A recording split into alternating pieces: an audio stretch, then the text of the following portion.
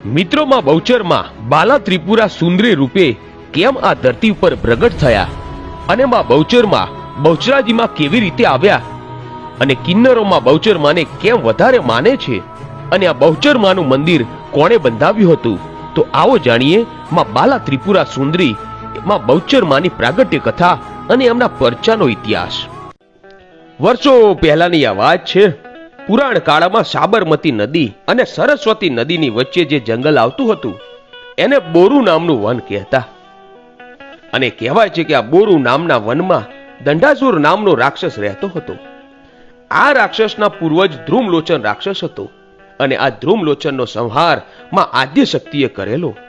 ત્યારથી જ આ દંડાસુરને પોતાના પૂર્વજનો વધ કરનાર માં આદ્ય શક્તિને જોવાની ઈચ્છા થઈ. પછી તો કહેવાય છે કે દંડાસુરે ભગવાન ભોળાનાથનું તપ આદર્યું અને દંડાસુરના તપથી પ્રસન્ન થઈ ભગવાન ભોળાનાથ પ્રગટ થયા અને દંડાસુરને કહે છે કે માગ, તારે જે જોઈએ તે માંગી લે. ભોળાનાથને જોઈ દંડાસુર કહે છે કે મારે મારા પૂર્વજનો વધ કરનાર આદ્ય શક્તિને જોવા છે. ત્યારે ભોળાનાથ બોલ્યા, તથાસ્તુ, તારી મનોકામના જરૂર પૂરી થશે, તને માં ત્રિપુરા બાળા સ્વરૂપે મળશે. આટલું બોલી ભોળાનાથ અંતર ધ્યાન થઈ ગયા. પછી તો આ દંડાસુરે પૃથ્વી ઉપર હાહાકાર મચાવ્યો અને એટલું જ નહીં, એણે સ્વર્ગ ઉપર પણ આક્રમણ કર્યું અને બધા જ દેવો સ્વર્ગ છોડી અહીં તહીં છુપાવા લાગ્યા. પછી આદ્ય શક્તિએ વિચાર કર્યો કે દંડાસુરનો વધ હવે મારે કરવો જોઈએ અને માતાજીએ લીલા કરી અને 12 વર્ષની બાળાનું રૂપ લઈને આ બોરુ વનમાં આવે છે અને આવીને એક ઝાડ નીચે બેસે છે. અને દંડાસુર ત્યાંથી નીકળ્યો અને આ બાળાને એકલી જોઈ એને પૂછવા લાગ્યો કે હે બાળા, તું અહીં એકલી કેમ બેઠી છો? ત્યારે આ બાળાએ જવાબ આપતા કહ્યું કે હું દેવ કન્યા છું અને બધા દેવો સ્વર્ગ છોડીને ચાલ્યા ગયા છે. ત્યારે દંડાસુર કહે છે કે હાલ મારી સાથે, હું તને મારી દીકરી કહીશ. અને આ બાળા દંડાસુરની સાથે ચાલતી થાય છે. પછી થોડે દૂર ચાલ્યા પછી દંડાસુરને તરસ લાગે છે અને જોરથી બોલવા લાગ્યો કે પાણી, પાણી, કોઈ મને પાણી પાવ, નહીં તો મારો જીવ જતો રહેશે. ત્યારે આ જોઈ બાળા રૂપે જે માતાજી હતા ને, એણે એક ત્રિશુલ લીધું અને ત્રિશુલ ધરતીમાં ખોડ્યું. ત્યાં તો ધરતીમાંથી પાણીની શેરો ફૂટી.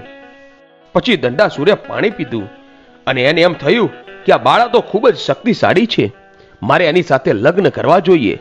પછી દંડાસુરે માં આદ્ય શક્તિને લગ્નનું પૂછ્યું અને દંડાસુરની આ વાત સાંભળીને માં આદ્ય શક્તિ કોપાયમાન થયા અને ત્રિશૂળ હાથમાં લઈ અને વિરાટ સ્વરૂપ ધારણ કરી અને માં કહેવા લાગ્યા કે તારે બાળા ત્રિપુરા સુંદરીનું રૂપ જોવું હતું ને, જોઈ લે, હું જ બહુચર બાળી. આટલું બોલી દંડાસુરનો વધ કર્યો અને જ્યાં પાણીની શેરો ફૂટી હતી ને, ત્યાં એક સરોવરનું નિર્માણ થયું અને ત્યાં એક વરખડીનું ઝાડ હતું. ત્યાં માતાજીએ પોતાનું ત્રિશુલ ખોડ્યું અને માં અંતર ધ્યાન થઈ ગયા. પછી તો મિત્રો વર્ષો વીતે છે અને વર્ષો પછી કાલરી ગામનો રાજા વજયસિંહ એ ચુવાડ પંથકના 108 ગામનો ધણી હતો. આ વજયસિંહ સોલંકી વંશનો રાજા હતો. વજયસિંહ સોલંકીને રાણી તો ઘણી જ હતી, પણ એકે રાણીને સંતાન સુખ ન હતું. આમ વજયસિંહ સોલંકી વાંજિયો હતો અને વાંજિયા મેણું એને ખૂબ જ દોહેલું લાગતું. અને કહેવાય છે કે સંતાન સુખની આશાએ વજયસિંહે વધુ એક લગ્ન કરવાનું નક્કી કર્યું અને વિજાપુર તાલુકાના વસાઈ ગામની વાઘેલાની કુંવરી સાથે વજયસિંહે લગ્ન કર્યા. અને એકાદ વર્ષ પછી રાણીની કુખે દીકરીનો જન્મ થયો. પણ રાણીએ દીકરી જન્મી હોવાથી વાત છાની રાખી અને પોતાની અંગત દાસી સાથે રહી નક્કી કર્યું કે સવારે રાજાને વધામણી આપી અને કહેજો કે રાણીએ દીકરાને જન્મ આપ્યો છે. રાણીના કહેવા પ્રમાણે દાસીએ રાજા જોડે જઈ વધામણી આપી કે મહારાજ, નવા રાણીબાએ સુંદર પુત્રને જન્મ આપ્યો છે.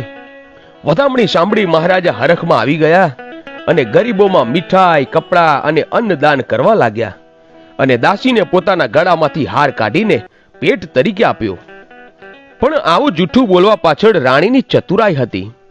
કારણ કે સોલંકી રાજાના કાકાના દીકરાને એમ હતું પણ રાજાને કોઈ દીકરો ન હોય તો ગાદી એને મળે, એટલા માટે દીકરીને બદલે દીકરો જન્મ્યો છે આવી વાત ફેલાવી અને રાજગાદી પચાવી પાડવાનું ઈચ્છતા કુટુંબીઓને નિરાશ કરી દીધા.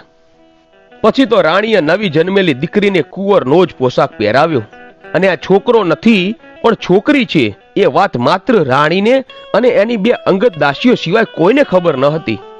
રાણીએ નાનપણથી જ કુંવરીનો ઉછેર રાજકુંવરની જેમ જ કર્યો અને કુંવરી મોટી થઈ ત્યારે રાણીએ બધી જ વાત એને પણ સમજાવી દીધી.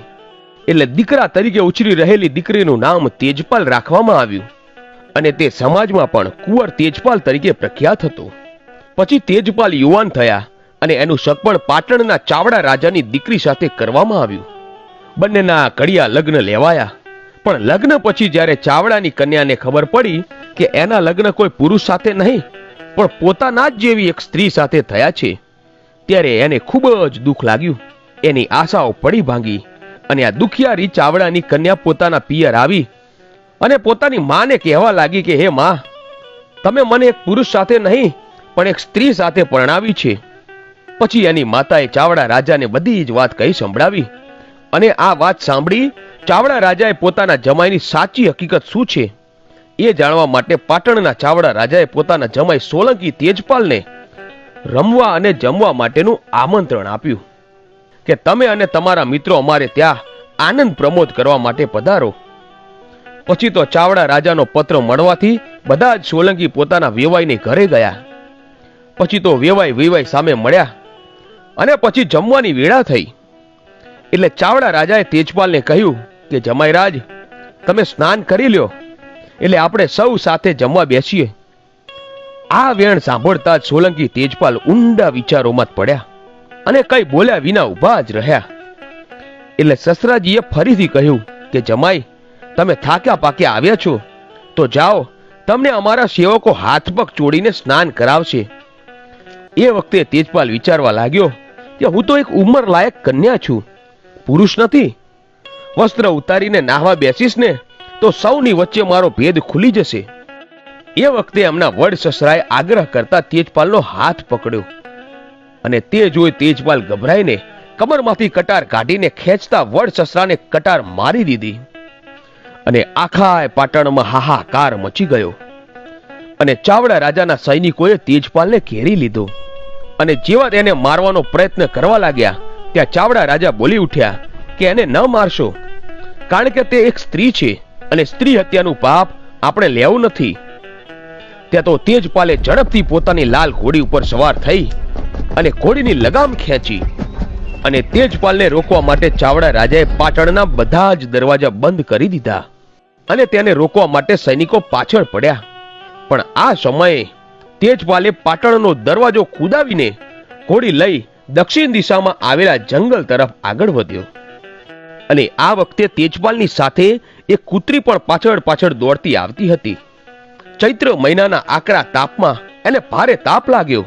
અકળામણ થતા એની ઘોડી લઈ આજે જ્યાં બહુચરાજીમાં બહુચર માતાનું મંદિર છે એ જગ્યાએ બોરુવનમાં આવી પહોંચ્યા. એ જગ્યાએ એક નાનકડું સરોવર હતું અને એ સરોવરને કાંઠે એક વરખડીનું વૃક્ષ હતું. પેલી કૂતરીએ સૌ પહેલા એ સરોવરનું પાણી પીધું અને ગરમી વધુ હોવાને કારણે કૂતરી સરોવરમાં આડોટવા લાગી. પણ અરે રે, આ શું થયું? એ કૂતરીમાંથી તે કૂતરો બની ગયો. આ જોઈ તેજપાલને ભારે નવાઈ લાગી. આ અચરજ શું છે? એની ખાતરી કરવા માટે તેજપાલે પોતાની લાલ ઘોડી સરોવરમાં ઉતારી અને કહેવાય છે કે લાલ ઘોડી પણ ઘોડો બની ગઈ. આ કૂતરી અને ઘોડાના ચમત્કાર પછી તે પોતે સરોવરમાં ઉતર્યો અને પછી માં બહુચરની કૃપા એની ઉપર ઉતરી અને પોતે સ્ત્રીમાંથી પુરુષ બની ગયો. અને પછી પોતે હરખ અને આનંદમાં આવી ગયો અને વિચાર્યું કે નક્કી અહીં કોઈ દેવીનો વાસ છે.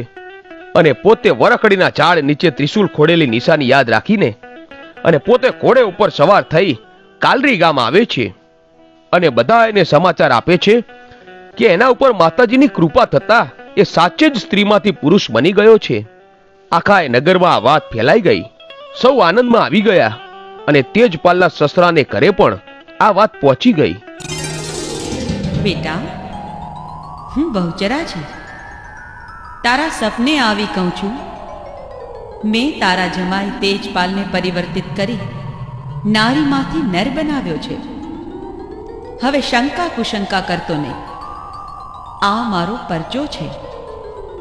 હવે તું મારા સ્થાનકે જા અને ત્યાંથી મારા શરણે આવેલ તેજપાલને માનભેર લઈ જા. તે વાત જાણી એના સાસુ સસરા અને એની પત્ની બધા જ કાલરી ગામ આવે છે અને આ બધા જ ભેળા થઈ ત્યાં સરોવર પાસે આવે છે અને વનકડી